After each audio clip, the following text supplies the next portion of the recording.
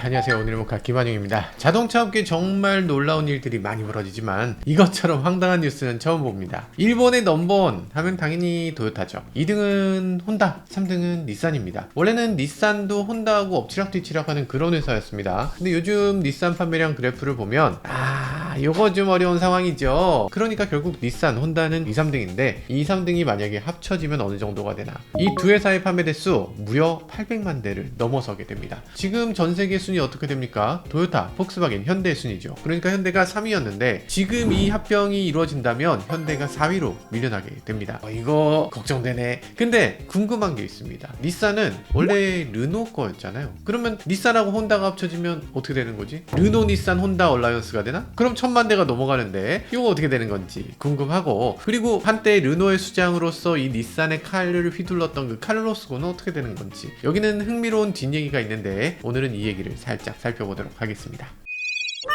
자, 도대체 어떤 일이 벌어진 건가? 이거 간단히 말씀드려야죠. 18일 니온 게이자이 신문에 따르면요, 혼다와 닛산이 경영 통합을 위한 협의에 들어갔다라고 합니다. 이 정도면은 사실상 합친다라는 얘기라고 할 수 있겠죠. 어떻게 한다? 지주회사를 설립해서 양사가 그 산하에 들어가는 방식이 될 거다라고 합니다. 그리고 이렇게 합쳐지면 닛산이 24% 갖고 있는 회사 있거든요.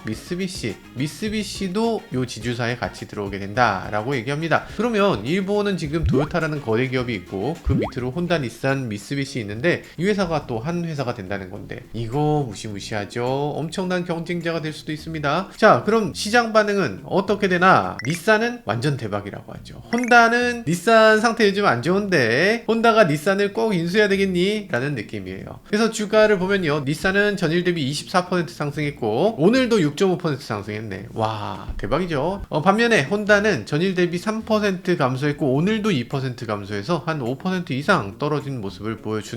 혼다는 지금 연중 최저가를 보여주고 있습니다. 이렇게까지 주주들이 싫어하는데 이걸 하나? 여튼 이렇게 두 회사가 만약에 합병을 하게 되면 당연히 개발비가 절감될 거고 공장도 줄일 수 있고 규모의 경제를 이룰 수 있기 때문에 수익성이 나아지는 건 뭐 당연한 일일 것 같습니다. 자, 갑자기 웬 합병 논의인가? 너무 느닷없다라고 하시는 분들도 계신데 예상된 일이긴 합니다. 왜냐하면 점점 실적이 나빠지고 있거든요. 토요타를 제외하면 나머지 일본 회사들은 그냥 그렇습니다. 일단 혼다 같은 경우는 올 3분기 영업이익이 지난해 동기 대비 14.5% 줄어들었다고 해요. 혼다는 뭐 일본이나 미국에서는 판매량이 조금 늘었다고 하는데 글로벌 판매량에서 4분의 1을 중국에서 팔고 있거든요. 근데 중국에서 판매량이 43% 감소했습니다. 닛산 같은 경우는 3분기 영업이익이 몇 퍼센트 감소? 85% 감소했습니다. 정말 닛산은 최악의 상황을 맞이하고 있다고 봐야 되겠죠. 특히 닛산은 미국에서의 판매량도 크게 떨어지면서 이제는 미국에서의 일본차 빅3에는 더 이상 이름을 올리지 못하는 상황이 되고 있어요. 그래서 이 닛산의 수익성은 계속 악화돼서 93억엔, 그러니까 우리 돈으로 한 870억 원의 순손실을 내고 있습니다. 손실이 계속 더 늘어나고 있어요. 그래서 지금 글로벌 생산 능력을 20% 감축하고 전체 인력의 10%를 감원한다고 하는 얘기도 있습니다. 미쓰비시 지분을 일부 매각한다고 하는데, 아니 지금 닛산도 힘든데 그 닛산한테 매각한 미쓰비시 지분을 누가 사겠어, 상식적으로.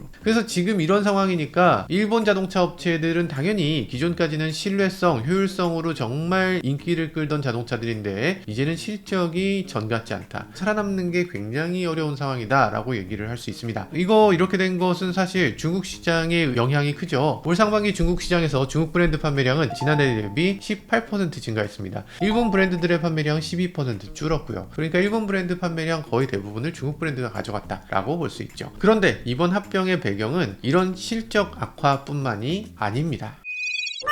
네, 좀 황당할 수도 있는 합병이 될 수밖에 없는 상황이 있습니다. 이건 진짜 길고도 복잡한 얘기가 될 수도 있는데 어떻게 보면 재밌는 얘기일 수도 있어서 한번 꼭 알고 가시면 좋을 것 같습니다. 닛산이라는 회사가 뭐예요? 원래 일본산이라는 뜻입니다. 우리나라 말로 하면 일산인데 일본의 자부심 같은 회사였어요. 원래 기술의 닛산이라는 말을 들을 정도로 일본을 빛내는 그런 브랜드였습니다. 그런데 이 잘 나가던 닛산이 휘청한 적이 있죠. 1999년 버블 경기가 꺼져가면서 그때 당시 엄청나게 많은 차들을 내놓았던 닛산, 그때까지 버려놨던 사업이 다 발목을 잡게 됩니다. 사실상 망할 지경이 되죠. 그때 뭐 스카이라인이라든지 실비아라든지 닛산의 자동차들 진짜 멋진 차들이 많았는데 그런 차들이 다 발목을 잡는 자동차였습니다. 1999년 그때 당시 닛산의 부채는 무려 20조였습니다. 그리고 1999년 그 한 해에 7조의 적자가 났어요. 한 해에 7조씩 증가하는 거야, 적자가. 야, 이걸 어떻게 감당하나. 그때 당시 닛산의 사장 하나와 요시히토라고 하는 아주 유명한 사장이 있는데 이분이 닛산 닛산의 폐업은 막겠다, 공중분해되는 건 막아야 된다 해서 닛산을 사달라고 해외 여러 자동차 회사들을 직접 만나면서 매각을 논의하게 됐어요. 그때 처음 논의했던 건 크라이슬러였습니다. 그리고 결렬됐고요. 얼마 지 않아서 포드가 우리가 사겠다 해서 직접 포드에 찾아갑니다. 그래서 포드 사장 앞에 딱 만나요. 포드 V 페라리 보시면 사장 앞에서 이렇게 딜을 하잖아. 그런 것처럼 이렇게 앞에서 딜을 하는데 거기서 노합니다. 괜찮은 줄 알았는데 열어보니까 아닌 것 같네요, 가세요 라고 하고서 포드가 내쫓아요. 하나와 사장은 여기서 그대로 돌아올 수 있나? 못 돌아오죠. 미국에서 바로 전화를 돌려서 그때 당시 통화했던 게 르노입니다. 그래서 르노하고 연락이 돼서 바로 일본으로 돌아가지 않고 그 비행기 그대로 르노로 날아갑니다. 르노하고 직접 만나게 되고요. 그때 르노가 긴급하게 회담을 해서, 그래서 닛산 너네가 망해가는 회사인데 우리가 어쩔 수 없이 사겠다는 마치 적선하듯한 그런 느낌으로 닛산을 사게 됩니다. 그때 당시 르노 입장에서도 사실 닛산은 굉장히 중요한 아이템이었습니다. 왜냐면 르노는 태생부터 이 푸조와 경쟁이 어마어마한 회사였어요. 어떻게든 경쟁사보다 조금이라도 더 팔아야 되는 그런 상황에서 닛산을 인수하게 되면 압도적인 우위를 차지할 수 있게 된다는 그런 결론이 났습니다. 그때 당시 르노는 유럽에서는 그런 대로 팔렸어요. 게다가 그 중에서 프랑스에서는 정말 잘 팔렸죠. 근데 미국이라든지 세계 시장의 수출은 굉장히 어려움을 겪고 있었습니다. 푸조는 그나마 어느 정도 했어. 근데 르노는 정말 이 준비가 안 돼 있던 그런 회사라고 할 수 있습니다. 근데 그때 당시 닛산은 수익에서는 적자를 계속 봤지만 판매망은 모든 곳에 다 깔았습니다. 특히 미국 시장에서 어마어마한 판매를 거두고 있었던 그런 회사였어요. 게다가 또 브랜드 인지도도 르노 같은 경우는 그때 당시 르노를 발음할 수 있는 사람이 거의 없었을걸? 우리나라에서 르노란 브랜드도 몰랐습니다. 근데 그때 닛산은 모르는 사람이 없었어요. 전 세계적으로 이 닛산의 브랜드는 정말 잘 알려진, 인지도가 어마어마한 브랜드였습니다. 글로벌화가 잘 돼 있다고 할 수 있죠. 그러니까 이 르노가 해외에 진출하려면 닛산을 사면 바로 진출할 수 있겠네? 라고 해서 닛산을 인수하게 됩니다. 그때 당시 얼마면 되니? 라고 했을 때 닛산이 요구한 금액이 5조 8천억이었습니다. 엄청난 돈이었습니다. 그때 당시 5조 8천억짜리 인수가 어딨어요. 정말 빅딜이라고 할 수 있어요. 그렇지만 한 해에 7조 적자가 났다니까? 요걸 고스란히 집어넣어도 적자를 다 메꿀 수가 없는 정도, 한 해만에 다 까먹을 만한 돈이었어요. 그때 당시 이거 갖고는 해결책이 안 된다 해서 르노가 내세운 조항이 있습니다. 우리 칼잡이를 하나 보낼 테니까 그 말 잘 들어야 돼. CEO는 우리가 임명한다 라고 하고서 그때 내놓은 사람이 바로 카를로스 곤입니다. 카를로스 곤이 칼잡이로서 일본 닛산에 가서 닛산 사장이 돼요. 그러면서 적자투성이인 이 닛산에 칼부림을 하게 되죠. 그때 일본에 닛산 공장이 5개가 있었습니다. 그 5개가 있던 걸 한 해에 그냥 3개를 폐쇄해버립니다. 2개만 남겨요. 그리고 직원도 전체 직원 중에 14%라고 하는 2만 1000명을 그냥 단칼에 잘라버립니다. 한 해 동안에 일어난 일이에요. 그리고 그때 비핵심 자산이라고 하는 것들을 마구 짚었습니다. 부동산, 건물, 공장 이런 거 뭐 물론이고 갖고 있는 자산 그냥 다 팔아버려요. 닛산이 하고 있었던 계열사들 다 정리합니다. 야, 이렇게까지 정말 말 그대로 칼부림이지. 회사를 그냥 만신창이를 만들어놨습니다.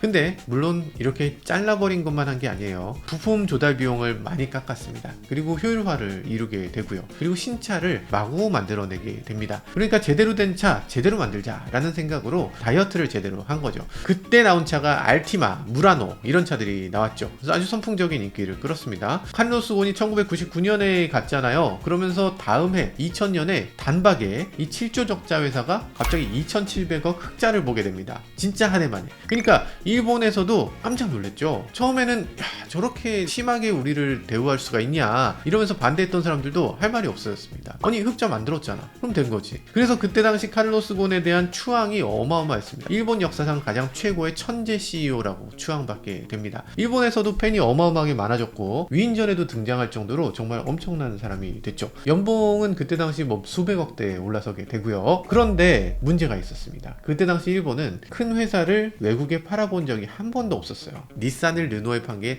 역사상 첫 번째 일이었습니다. 이 회사를 외국에 팔아보니까 팔 때 이게 어떤 일이 벌어지는지, 그게 어떤 의미를 갖는지를 제대로 파악하지 못했어요. 그때 당시 닛산을 어떻게든 떠넘기려는 생각만 강했습니다. 그러다 보니까 르노한테 닛산을 팔 때 어떤 조건으로 팔리는지를 잘 몰랐던 거죠. 르노는 닛산 지분을 사면서 아주 불공평하게 계약을 했습니다. 뭐냐면 르노가 지금 5조 8천억을 주고 닛산 지분 36.8%를 샀다고 했잖아요. 근데 그 돈을 다시 가지고 르노 지분을 삽니다. 그러니까 내가 닛산을 사면 그 닛산은 내 거잖아요. 내가 컨트롤할 수 있어. CEO가 나야. 내가 돈을 썼잖아. 지금 5조가 넘는 돈을 썼으면 그 돈을 어떻게든지 회복해야지. 닛산한테 다시 르노 지분을 사게끔 만듭니다. 그 돈은 얼마에 샀는지는 몰라. 15%의 지분을 너네가 사. 저 돈 없는데요? 아, 내가 돈 줬잖아. 그 돈 갖고 사면 되지. 되지 라고 하면서 그 돈 중에 상당수를 다시 회수해버립니다. 닛산 입장에선 그랬겠죠. 15% 저희가 꼭 사야 되나요? 야, 내가 너를 인수한 거니? 인수한 게 아니고 르노 닛산 얼라이언스야. 그러니까 내가 지분 갖고 있으면 그럼 이거는 내가 인수한 거잖아. 그게 아니라 너도 지분 갖고 있어야지. 그러면서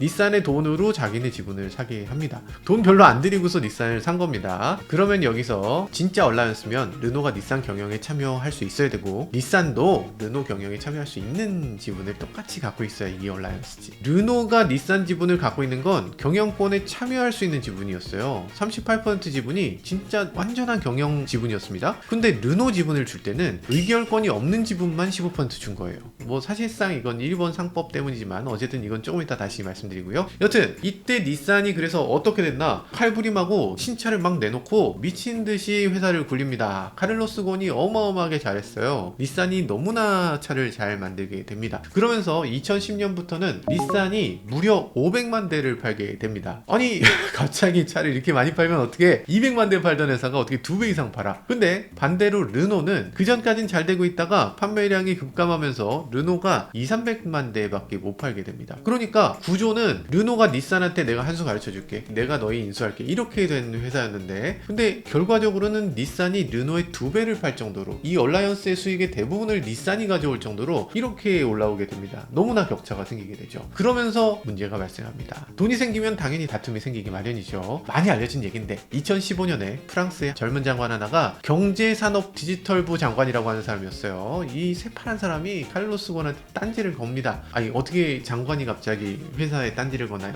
르노는 아시겠지만 프랑스의 준국영기업입니다. 원래 국영기업이었는데 지금 민영화를 일부 해서 대주주가 여전히 프랑스 정부예요. 그러니까 르노 같은 경우는 대주주가 정부니까 정부에서 이래라 저래라 감나라 판나라 같은 걸 할 수가 있습니다. 그러다 보니까 이 장관이 나서서 얘기합니다. 야 너네 닛산 르노 얼라이언스 그거 마음에 안 들어. 야 무슨 얼라이언스야. 그때 그 닛산을 먹어버렸어야지. 왜 못 먹었어? 그래서 지금 닛산이 이렇게 돈 많이 버는데 우리 프랑스에는 오는 게 하나도 없잖아. 이렇게 주장을 합니다. 그러면서 카를로스 곤한테 얘기를 합니다. 야 가서 닛산을 인수해와. 이렇게 얘기를 합니다. 그때 카를로스 곤은 어떻게 했을까? 네 그랬을까요? 장관 따위가 뭘 한다고 네가 자꾸 나서냐. 정신 좀 차리세요. 지금 이거 우리 밸런스 좋은데 여기서 균형 깨지면 그럼 닛산이 좋아하겠냐? 싸우지. 야 그거 안돼 이러면서 아예 딱 잘라서 면박을 줍니다. 이 논쟁이 몇 번 있었고 이 논쟁은 많이 보도되기도 했습니다. 그때 장관님이 아주 노발대발하는 것도 언론에 보도 많이 됐죠. 그런데 이 장관님 이름이 바로 임마뉴엘 마크롱입니다.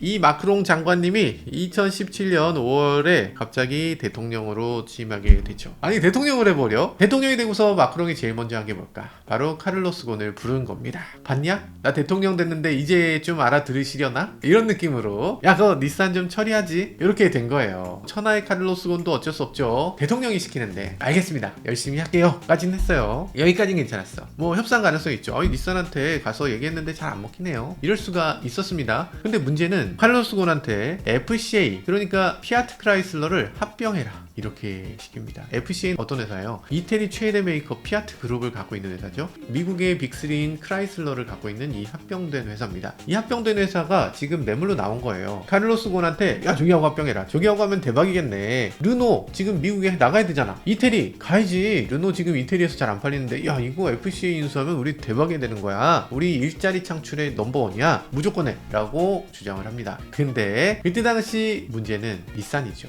닛산은 지금 입장이 어떻습니까? 15%의 의결권 없는 지분만 갖고 있잖아요. 막 쭉정이 같은 그런 쓸데없는 지분을 갖고 있는 거야. 그래서 이런 상황에서 갑자기 FCA하고 또 결합을 한다고 하네. 그러면 닛산은 어떻게 됩니까? 닛산의 지분 15% 있던 게 한 7%도 제대로 안 되는 거예요. 희석돼 버리는 거지. 얼마나 억울해. 닛산 입장에서 내가 얼라이언스에 돈을 다 벌어오는데 이 얼라이언스 내가 열심히 안 하면 이거 다 고꾸라지는데 내가 지금 연락이 차 만들어 갖고 열심히 해서 지금 이렇게까지 고생하고 있는데 지금 르노는 우리 반밖에 못 팔면서 그러면서 내 지분을 희석시켜? 왜 내가 벌어온 돈으로 갑자기 FCA하고 합병하는데 거기 돈을 갖다 쏟아부어? 그게 말이 되는 거냐? 라는 상황이 됩니다. 당연히 닛산은 결사반대를 하죠. 그렇지만 마크롱은 뭡니까? 장관 아니잖아. 대통령이 돼서 한 2년 차입니다. 지금 서슬이 막 퍼런 상황이에요. 그때 야 FCA하고 합병시켜. 그래서 칼로스 곤이 입이 삐죽 나와갖고 그때 그 협상을 하러 어떻게 합니까? 2018년 말에 일본으로 비행기를 타고 갑니다. 그때 칼로스 곤은 르노 회장이기도 하지만 닛산 회장이기도 합니다. 그래서 닛산의 사장이자 회장이야. 가서 야 미안한데 우리 합병하기로 했어. 그냥 내 말 들어 라고 하면 끝나는 거예요. 반대도 뭐고 안 돼. 회장인데? 사장이고? 이 사람 착륙하고 이제 가서 도장 찍으면 끝나는 거야. 그러면 일본은 어떻게 했을까? 그때 공항에서 내리자마자 카를로스 곤을 공항에서 긴급 체포해버려요. 체포한 이유는 카를로스 곤이 임금을 좀 낮게 신고했대. 그래서 세금을 덜 냈대. 야, 세금 덜 낸 게 긴급 체포 사유가 되나? 어디 경찰서 간 것도 아니야. 그냥 체포했어. 뭐 미리국 선박 타고서 어디 도망갈까봐 그걸 긴급 체포했다고? 근데 체포하자마자 닛산에서는 마치 기다렸다는 듯이 카를로스 곤을 그냥 해임해버립니다. 세금을 덜 냈어요. 저 사람 아주 나쁜 사람이구만. 이러면서 해임을 해버립니다. 이걸 이렇게 하나? 그때 카를로스 곤은 어떻게 했나? 결국에 재판을 받고 유죄의 판결을 받습니다. 그러고 나서 보석금을 냅니다. 100억 원 정도의 보석금을 내고 일시적으로 석방이 됩니다. 이제는 다시 고국으로 돌아가면 되겠네 했는데 출국 정지를 내립니다. 일본 검찰은 미심적인 혐의를 또 씌워요. 그러더니 다시 구속을 합니다. 또 수사를 해요. 도대체 혐의가 뭐냐? 아직 잘 모르겠는데 일단 집에서 기다려 라면서 자택 연금을 합니다. 그래서 집에서 나갈 수가 없어. 집에 그냥 갇혀있는 거야. 그래서 수사를 제대로 하지도 않습니다. 수사를 지지부진하게 몇 개월에 한 번씩 조사받으러 오세요. 조사 끝나면 또 보내고 조사받으러 오세요. 또 보내고 요걸 계속 반복합니다. 그래서 어떻게 했나? 어느 날 갑자기 무슨 생일 파티 같은 걸 합니다. 생일 파티라면서 파티 연주자를 불러서 여기서 파티를 해요. 그러고 나서 무슨 일이 벌어지나 갑자기 카를로스 곤이 사라졌어요. 어떻게 된 거야? 어디로 간 거야? 어디로 갔나 봤더니 대형 음악 장비 상자에 숨어서 개인 자가용 비행기에다가 장비 상자를 싣고 그리고 레바논으로 날아갑니다. 한국이 검색대에서 검색되지도 않고 그대로 갔다는 거예요. 이게 말이 되나? 칼로스 곤이 얘기를 합니다. 일본에 거주하고 있는 모든 외국인들에게 충고하는데 Get out! 당장 일본을 떠나세요. 당신의 인생을 위태롭게 살지 마세요. 이렇게 얘기를 합니다. 그러면서 칼로스 곤은 일본의 사법 시스템 심각한 문제가 있고 그리고 또 중요한 얘기를 하는데 내가 닛산 사장이라서 아는데 닛산은 3년 안에 망한다.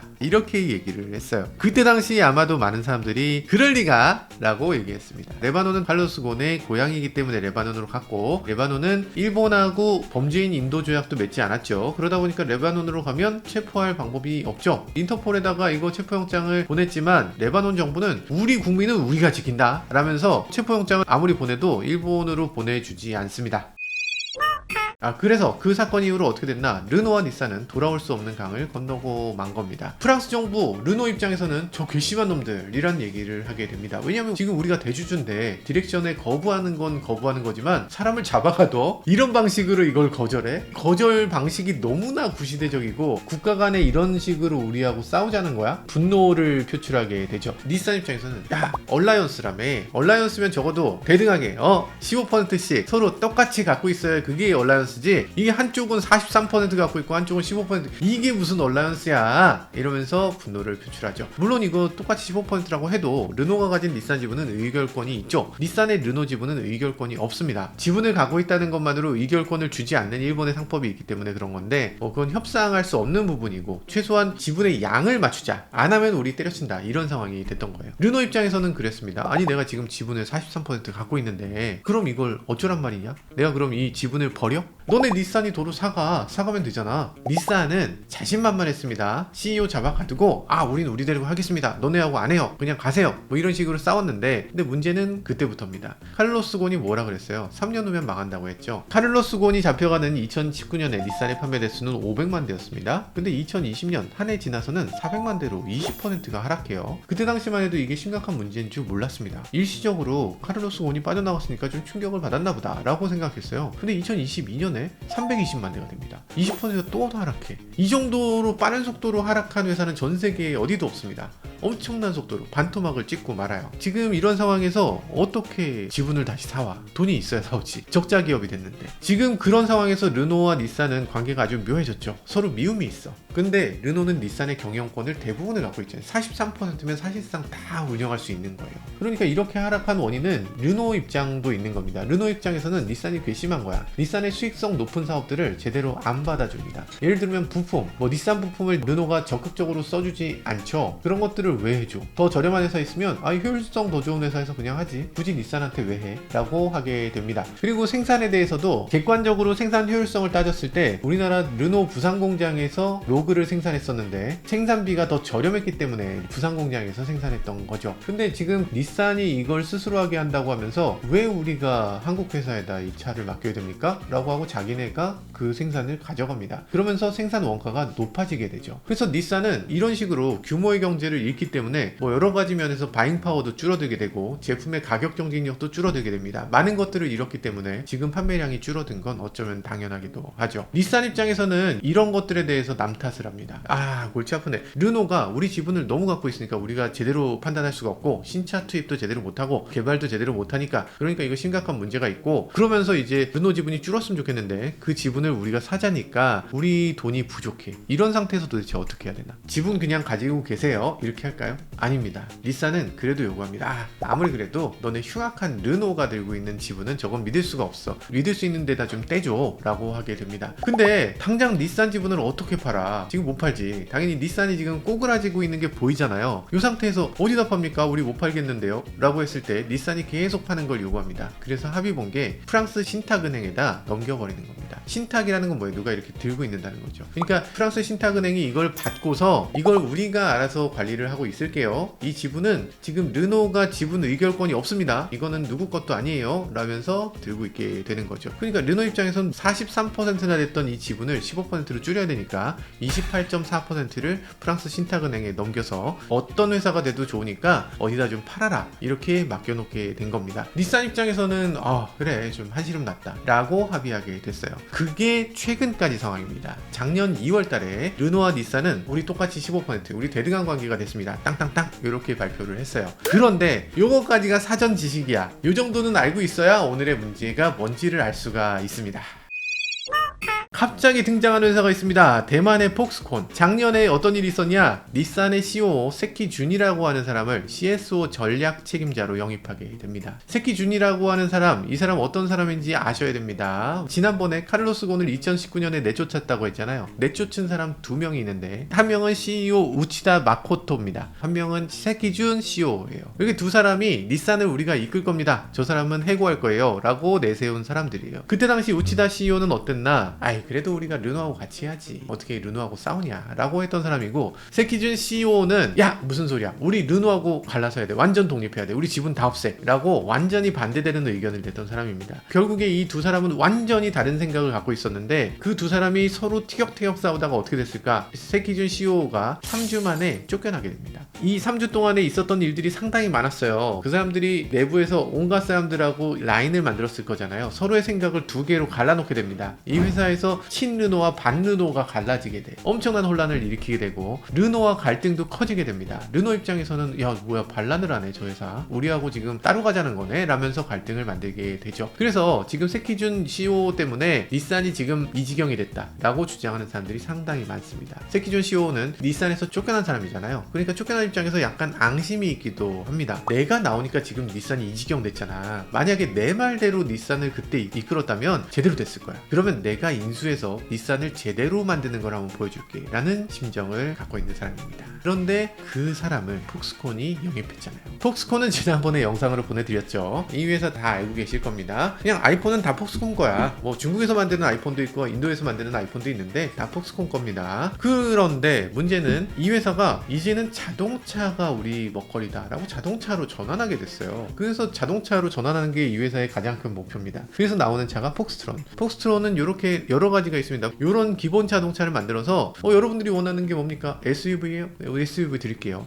버스세요? 버스 드릴게요. 세단? 세단 드릴게요. 이런 식으로 여러분들이 왜 굳이 자동차를 설계합니까? 우리가 다 만들어 드릴 건데 ODM 회사를 만들게 됩니다. 폭스트론은 브랜드들이 직접 자동차를 만들 필요가 없다는 거예요. 이걸 다 직접 만들게 되면 도저히 이 규모의 경제를 이룰 수 없다라고 주장하는 회사입니다. 그러다 보니까 폭스트론이 만드는 자동차가 전 세계 40%의 전기차를 차지할 수 있을 것이다 라고 주장하는 장기 계획을 세워놓은 회사입니다. 그런데 좀 전에 세키준 CEO가 폭스콘의 자동차 CSO로 쪽으로 왔다고 했잖아요. 그러면 새끼준 입장에서 닛산을 안 볼까? 당연히 보겠지. 어머 이건 사야 해. 이렇게 생각을 할 수밖에 없죠. 근데 결정적인 계기가 이번 달 초에 이 세키 CSO가 프랑스 파리에서 루다데메오 르노 최고 경영자 CEO하고 회담을 잡았어요. 대체 르노 최고 경영자를 왜 만나? 그러다 보니까 일본에서 야 이거는 큰일이다 라고 얘기하게 된 거죠. 지금 닛산의 대주주 15%를 가진 르노입니다. 여전히 르노가 대주주예요. 그리고 28% 어디 있어? 신탁회사 있잖아요. 신탁회사가 갖고 있는 닛산 지분 28.4%, 요거를 폭스콘이 사면 그럼 닛산의 대주주가 폭스콘이 되는 겁니다.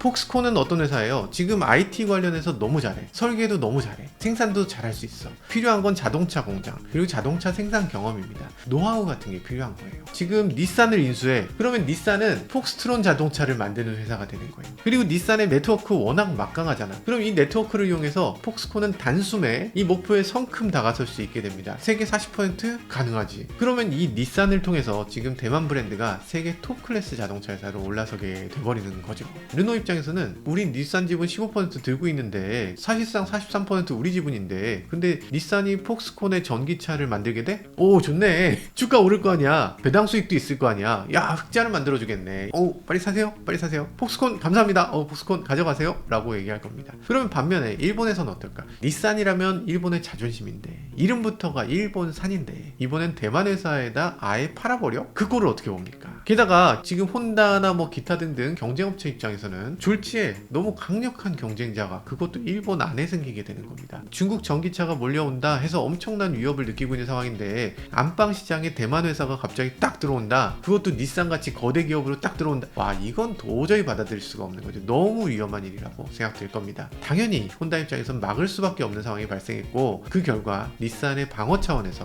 혼다와 합병을 논의할 수밖에 없게 된 겁니다. 자 그러면 르노는 어떻게 되나? 아직 합병이 끝난 건 아니죠. 왜냐면 르노가 15%를 갖고 있고 그 지분은 의결 지분이라고 했잖아요. 이게 현재 15% 지분을 들고 있으면 이 의결권을 통해서 닛산의 중요한 결정 이런 것들을 관여할 수 있습니다. 아니 혼다하고 합병을 하려고 하세요? 누구 맘대로. 지주회사를 만들어요? 누구 맘대로 라고 얘기할 수 있는 겁니다. 그러면 닛산하고 혼다는 합병이 어려워지겠죠. 사실 르노 입장에서는 뭐 꽃놀이패긴 합니다. 혼다하고 합병해도 좋아요. 닛산이 지금 주가가 올라가잖아. 혼다하고 합병하면 뭐가 나빠? 당연히 좋지. 폭스콘에 팔려도 나쁘지 않습니다. 주가 더 오를걸? 32% 가져가실 거면 15% 저희 더 있는데 이거 더 가져가실래요? 할 수도 있죠. 그 정도로 아마 주가 상당히 올라갈 수 있는 그런 계기가 될 겁니다. 물론 단기적으로는 그렇고요. 근데 반대 입장도 물론 있습니다. 지금 르노 닛산 얼라이언스가 전기차, 자율주행차 기술을 서로 협력을 통해서 같이 하고 있어요. 근데 지금 닛산이 독자적으로 야 우린 혼다하고 할래요. 너넨 저리 가세요. 라고 한다면 그러면 이해 충돌이 발생할 수 있죠. 특히나 르노 닛산 같이 만든 기술력을 혼다한테 주네? 아니 폭스콘하고 제휴하더니 폭스콘한테 주네? 라는 상황이 발생할 수도 있는 거죠. 그리고 르노 입장에서는 닛산이 갖고 있었던 여러가지 기술들을 아주 적극적으로 저렴하게 사용하고 있었습니다. 그런 상황에서 닛산이 갑자기 우리 관계 다시 생각해봐요 이러면서 그걸 쓰지 못하게 한다. 그러면 지금 혼다랑 합병은 안 돼! 라고 딴지를 걸 수도 있는 상황입니다. 근데 그런 경우라도 폭스콘이 신탁회사로부터 지분을 사는 것 이거를 막지는 못한다. 애초에 이거는 우리 지분이 아니라 이건 신탁해주세요 라고 맡긴 거기 때문에 이거를 폭스콘이 구매한다는데 그거를 르노가 막을 권한이 있을까? 그거에 대해서는 장담하기 어려울 것 같아요. 그래서 지금 이게 어느 쪽으로 흘러갈지 명확하게 알 수는 없지만 닛산과 혼다 입장에서 가장 베스트 시나리오는 이 르노의 지분 15%를 르노가 기꺼이 팔고 그걸 혼다가 살 수 있도록 해주는 게 가장 좋지 않냐 라고 생각하는 것 같은데 앞으로 어떤 식으로 흘러가게 될지는 조금 더 지켜봐야 될 것 같습니다. 만약에 지금 르노도 이걸 쥐고 있고 혼다도 쥐고 있고 닛산도 다 쥐고 있고 이렇게 얼라이언스가 다시 맺어지면 그럼 이 얼라이언스는 어마어마하게 커지게 됩니다. 르노, 혼다, 닛산, 미쓰비시 얼라이언스가 되는데 이렇게 얼라이언스를 맺게 되면 이 규모는 1000만 대를 넘어가게 돼요. 1000만 대를 넘어가게 되기 때문에 도요타와 1등을 가지고 경쟁을 하게 됩니다. 야 이러면 또 엄청난 사건이 될 수 있겠네. 그런데 반대로 만약에 르노가 15% 그냥 매각해버린다면 르노, 닛산 얼라이언스는 여기서 깨지게 되는 거죠. 자 혼다, 닛산의 얼라이언스는 사실 방어적인 측면이 더 강한데요. 장점도 없지는 않습니다. 최근 들어서 여러 메이커들이 자동차를 만드는 비용이 점점 증가하고 있어요. 왜냐면 소프트웨어도 바뀌고 이 IT 기술도 더 추가되고 그리고 전동화도 더욱더 강력하게 추진해야 되기 때문에 이 많은 메이커들이 각자 개발하는 데는 한계를 맞이하고 있습니다. 그렇기 때문에 혼다와 닛산이 합병을 하게 되면 혼다는 하이브리드 소형차의 강점이 있어서 이런 것들을 닛산에 넘겨줄 수 있는 좋은 장점이 있고요. 닛산은 전기차 SUV의 강점이 있어서 이걸 혼다와 서로 시너지를 낼 수 있는 여지가 있습니다. 닛산 같은 경우는 애초에 리프라는 자동차를 통해서 전기차 시장의 선두주자였다는 이런 히스토리를 갖고 있죠. 그러다 보니까 최근 들어 닛산이 어려운 상황에 접해서 리프의 신모델을 제대로 내놓지 못하고 있는데 합병을 통해서 자금을 마련하게 되면 더 좋은 자동차, 더 좋은 전기차를 만들어낼 수 있는 기술력을 확보한 회사다라고 바라보는 것 같습니다. 그래서 두 회사가 전동화 모델을 내놓는 데는 이 합병이 큰 역할을 해줄 것이다 라는 생각이 들고요. 그리고 또 하나는 자율주행입니다. 최근 들어 자율주행은 R&D 투자도 막대하게 들어가고 데이터 축적도 쉽지 않습니다. 그렇기 때문에 닛산이 갖고 있는 프로파일럿 이런 기술을 어느 정도 활용할 수 있을 것으로 예상되고요. 혼다 같은 경우는 원래는 완전 자율주행 레벨 3 자동차를 가장 먼저 내놓을 수 있는 자동차 회사로 되어 있었지만 지금은 상대적으로 좀 뒤처진 면이 있어요. 그래서 이런 것들도 협력을 통해서 조금 더 빠르게 만들어낼 수 있을 걸로 기대가 됩니다. 자, 그럼 결론은 뭐냐? 현대기아는 훨씬 지분 구조도 유리하고 실적도 훨씬 우수해서 이런 일이 없겠다 생각되겠지만 이건 남의 일이 아닙니다. 자동차 시장은 외부의 경쟁이 엄청나게 치열해지는 상황이거든요. 지금 당장 닛산 혼다 얼라이언스 이거 만들어지게 되면 우리 입장에서는 당장 3등을 빼앗기게 되잖아요. 게다가 세계 시장에서 지금 현대기아가 700 몇십만 대를 만드는데 지금 800만 대 넘게 만든다고 하니까 이러면은 이거 만만치 않은 경쟁이 되겠다 싶기도 하죠. 미국이나 중국 시장에서 경쟁은 더욱더 치열해질 겁니다. 일본 회사들이 규모의 경제를 앞세우게 되고 가격 경쟁력부터 우수한 품질도 확보할 가능성이 높아지겠죠. 반대로 폭스콘 같은 신흥회사가 닛산을 인수해도 이것도 큰일 납니다. 대만이라든지 중국 회사가 전기차 주도권, 자율주행 주도권을 얻고서 거기다 물량이나 노하우까지 확보하게 되면 이 회사들은 막강한 경쟁사가 됩니다. 역시 현대가 3위를 유지하기 어려워질 수도 있죠. 지금 자동차 업계는 한 치 앞도 내다볼 수가 없습니다. 막대한 자금도 필요하고 기술력도 확보해야 되는 시기인데요. 지금 현대차그룹도 조금 더 가능성을 열고 다양한 회사들과 더 깊은 연합까지 고려해야 되는 때가 아닌가 하는 생각도 해보게 됩니다. 지금까지 저는 모카 김한용이었습니다. 감사합니다.